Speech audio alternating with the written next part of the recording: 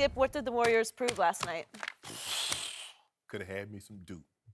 I told you. Well, didn't I say I'm not going to bet on it because I don't trust them? Didn't I pick Cleveland to win at San Antonio the other night? I've told you all year. I like this team. I do not love it, and I don't trust it. And that's what got proven last night. And let me start off by saying, Lord, have mercy on my San Antonio Spurs, because to me, that just might have been the most crushing, devastating, embarrassing loss at home my Spurs that I've been following since the 1980s have ever suffered. And I'm going to tell you why. Because the team they've been chasing all year, the Golden State Warriors, forced to play back-to-back at Houston against the third-place team in the West, and then back-to-back next night at San Antonio. Second-place team. Yeah, second-place team. Should have been that should have been big advantage home team Spurs, Correct. right?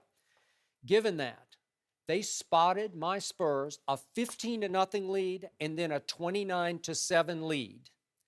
That was with 3:19 left in the first quarter. Then the Golden State Warriors said, watch this. Clay and Steph and Iguodala and David West all said, watch this San Antonio. And to me, they dominated and humiliated the Spurs on their home floor in ways that I have never seen them dominated and humiliated in a pretty key, pivotal, late season, regular season matchup that was billed as the game of the year in the NBA, right? Mm-hmm. And let me put this in perspective. From that moment late in the first quarter, it's 29-7 home team. Golden State beat the Spurs 103-69. From 29-7 Spurs, they lost the rest of the game 103-69. It was a flat-out mismatch. And I mentioned this to Joy as we opened the show. It started to feel to me like Golden State did it on purpose. Like they said, oh, let's fall behind on purpose. Let's let them have the 29-7 lead just so we can do this to them, just so we can devastate them psychologically and make them understand and know in their heart of hearts we own them psychologically. We're going to rub it in so badly that they're going to be so devastated that we might be able to sweep them if, in fact, we see them anywhere along the playoff trail. They were toying with you guys? Mm-hmm. Toying, that's like beyond toying. That's just like clowning. That's just complete clowning. Tony Parker was completely overmatched for the first time in his long Hall of Fame career.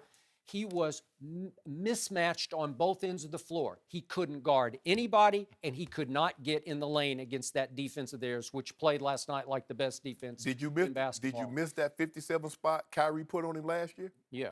So speaking of speaking of Kawhi Leonard, Kawhi has gone 0 for 7 from 3 against your Cavs, and now 0 for 5 against Golden State. So he has gone into a prolonged slump here after he sort of edged into the MVP discussion. He couldn't take the heat of it. Once the spotlight was on the quiet man, the silent assassin, he crumbled under the pressure to live up to at least maintaining. Should he stop shooting threes? No, because he What? shot 48% last year, wasn't it? 48%? That man ain't shooting no 48% from no three-point line. He did. He was hot. Yeah, well, I'll get the right percentage, but it's somewhere up there. He was one of the hottest shooters in the league a year ago. He can shoot it way better than LeBron can. So here's the point. I told you after the Cavaliers debacle, which was just about as bad as this debacle, that wasn't about my Spurs. I told you that the next day. Yep. It wasn't how great they were. It was how pathetic Cleveland is for the moment on defense. Mm-hmm. That's what happened. They just didn't even show up because I told you the Spurs are offensively challenged at home, where they were 13th in the NBA in home scoring. And that's what we saw last night. They scored 33 in the first quarter just because Golden State didn't show up for a quarter. Then look what happened the rest of the way. They could not score the basketball. Golden State owned them, and I have one theory. I got one way out of this, one solution to this, and I'll tell you in a minute, but I'm going to let you talk for a second. Skip, I just want you to know, I'm so disappointed. I'm hurt because I know this is hurting you. It really doesn't, though. I I didn't He trust said him from the yesterday start. that he didn't have a lot of faith. Really, it's I not don't like I know. thought this was the No, team this no, year. I know what you tried to do. Well, You- remember, Tim Duncan is gone.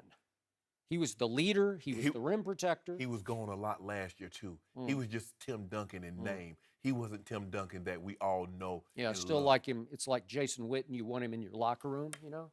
Yeah, but I need him to put some points. But let's get back. Silence. This is my time. No one's talking. This is my You time. know those voices in your head again? Third, they were up 15-0 and 23-3 and 29-7. Mm-hmm. And I could just see it now. I was just wondering what you was going to tweet, but you knew something was going to happen. What did I tweet? What did I tweet after the first quarter? I said, not so fast. Didn't I tweet that? You did. I you did. did. Skip, the thing is, and I said this when KD went down, this team won 73 games without KD. They went 67-15, Steve Kerr's first year there, and they won the NBA title. So don't think they're wounded. They've integrated a guy into their system. They're going to struggle a little while because they've gotten KD integrated. Now, but once they figured out, like, hold on now. Yep. Remember, we were 73-9. We were 67-15. We okay? Steph, go back to being the Steph before you had to take a back seat to KD. Okay. Clay, go back to being Clay. And guess what? Boom, boom, boom. And see, the thing that makes this team so dangerous, Skip, Yep. is the way they can shoot the basketball. But what propelled them last night really wasn't about staying Steph and Clay. Yep. It was that bench. It was Iguodala. It was Livingston. David West looked like the David West in Indiana. Not the one in San Antonio last year. No. And the one that played a lot earlier this year. He looked like a different. He couldn't miss. Skip, he hit a three. Hit a three. He couldn't miss. He was killing them on the board, and when he wasn't scoring, he was getting assists to let someone else score the basketball.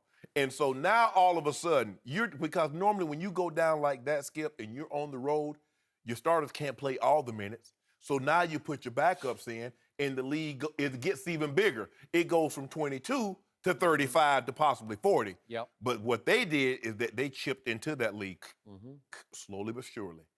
And the next thing you know, you look up and it's like, got a ball game. And when you have that big of a lead and it dissipates that quick, Skip, You're done. It's- You're you done. get Skip. I just knew it. What did Ali say when George Foreman was hitting him? He said, I whispered in Georgia, that's all you got. And he knew he was done. Ask Ernestine what I said at halftime because she loves the Spurs, and she said, "Why were you She just loves so hard on the Spurs?" I said, "They're cooked.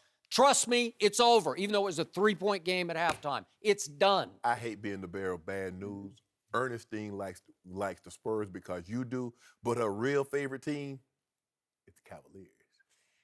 That is not. That is not true. Whoa, That is Skip, so Skip, long. It's okay, Skip. Why would you say that? Because I know Ernestine. Yeah, Ernestine, would you call into the show, please? Yes. We'll put you on the air to refute that. Skip, what about your boy? Every time I turn around, I try to mention LeBron James, you talk about Kawhi, the claw. I was for a while. I'm not anymore. By the way, Kawhi shot 44.3% from three-point, that's- the best of his career last year. That's pretty great. I thought it was 48. How I'm sorry, about I you- exaggerated slightly. No. So you should stop shooting threes when you're 44%? No, when you're Has over LeBron ever shot 44? When you're 0 for 12, you probably should cut back. Okay. 0 for 12 over a 2-game streak. But let me tell you what happened last night. You kept talking about when he was guarding James Harden and Denny Green wanted him, he waved him off. Steph Curry said, come here, take this three in your eye. Boom! And this mid-range, How hold on. about Clay? No, that's what Clay said. Hey, Clay said, hey, Steph, let me at it. Let me have some of the claw. did. You know, the claw. Oh, that's LeBron James nemesis. Boy, Klay Thompson started, and I told you, Skip, all things being equal, I would rather Steph Curry get red hot as opposed to dealing with Clay.